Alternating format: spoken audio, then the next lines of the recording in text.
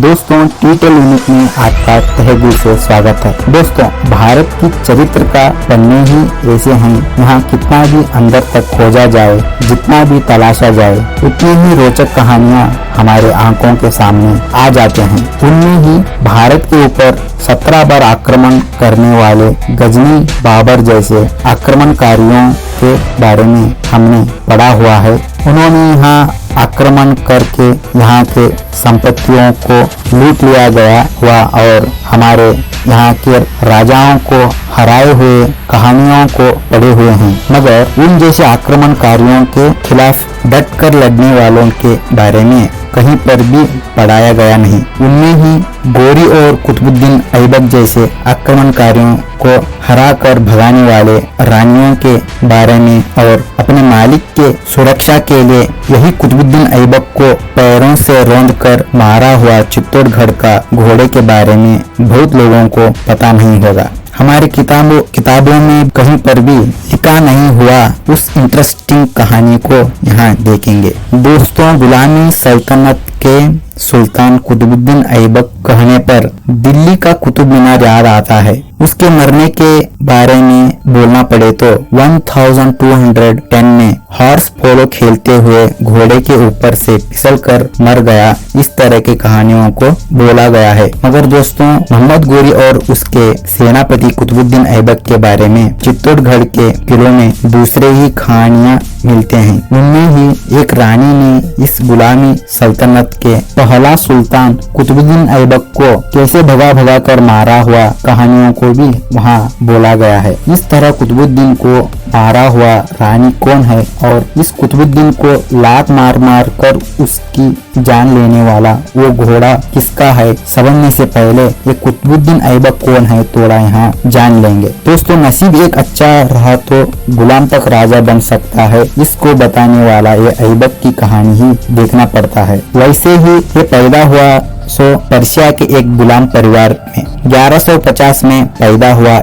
इस ऐबक को उसके माँ बाप खाजी फखरुद्दीन अजीज कूफी नाम का अमीर आदमी के घर पर गुलामी के लिए रखते हैं। खाजी फखरुद्दीन के घर पर गुलामी करते हुए थोड़ा बहुत घोड़े की सवारी और तीरबाजी सीख लेता है। कुछ वर्षों के बाद एक खाजी फखरुद्दीन उस वक्त के गजनी के प्रमुख रहने वाला घोरी को बेच दिया गया। वैसे ही घोरी के गुलाम बनकर अपना थोड़ा दिमाग चलाकर घोरी के आंखों में रहने लगा। उस एक दिन मालिक के घर में देने वाला उपहारों को उन्हें साथियों में बांटते हुए इस ऐबक को घोरी देख लेता है। ऐबक के इस तरीके से प्रभावित होकर आगे इसको अपने सेना में शामिल कर लेता है। आगे जाकर ऐबक सेना का प्रमुख हो जाता है। 1192 में घोरी भारत पर आक्रमण करने के बाद उसके साथ आया हुआ यह ऐबक चहमन के राजा पृथ्वीराज चौहान के बीच चला हुआ तरेन के युद्ध में शामिल हो जाता है। दूसरे तरेन युद्ध के बाद कब्जा किया हुआ सारा प्रदेशों को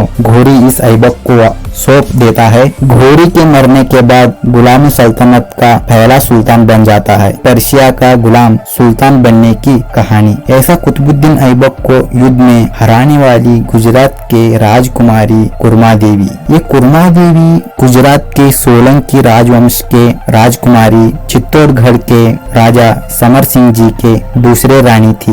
यहाँ दुख की बात क्या है कि चित्तौड़ राजपूत घराने में मिलने के बाद 2 बच्चों के मां बनने वाली कुरमा देवी जी का सुख का जीवन बहुत दिनों तक रहा नहीं। उसका कारण क्या है कि 1192 में चला हुआ तरेन युद्ध मोहम्मद गोरी और पृथ्वीराज चौहान के बीच चला हुआ ये युद्ध इस कुरमा देवी जी के पति समर सिंह और उनके बड़े बेटे को छीन लिया। यहाँ समर सिंह जी ने पृथ्वीराज चौहान जी के बहन प्रताबाई जी को पहले पति के तौर पर शादी की थी। इसी कारण से समर सिंह जी ने पृथ्वीराज चौहान जी के तरेन युद्ध में शामिल होते हैं और उस युद्ध में वीर गति प्राप्त करते हैं। इसी दुख में उनके पहले पत्नी रानी प्रता देवी भी पति की चिता के साथ अपनी जान अर्पित करते हैं। इस घटना के बाद अपने 5 वर्ष के बेटे करण सिंह को चित्तौड़ के राज सिंहासन में बिठाकर सभी साम्राज्य को अपने नियंत्रण में ले लेते हैं। उस वक्त में घोरी जीता हुआ दिल्ली और अजमेर प्रदेशों को कुतुबुद्दीन ऐबक को सौंपकर गजनी को वापस चलाया गया होता है। ऐबक यहाँ साम्राज्य विस्तार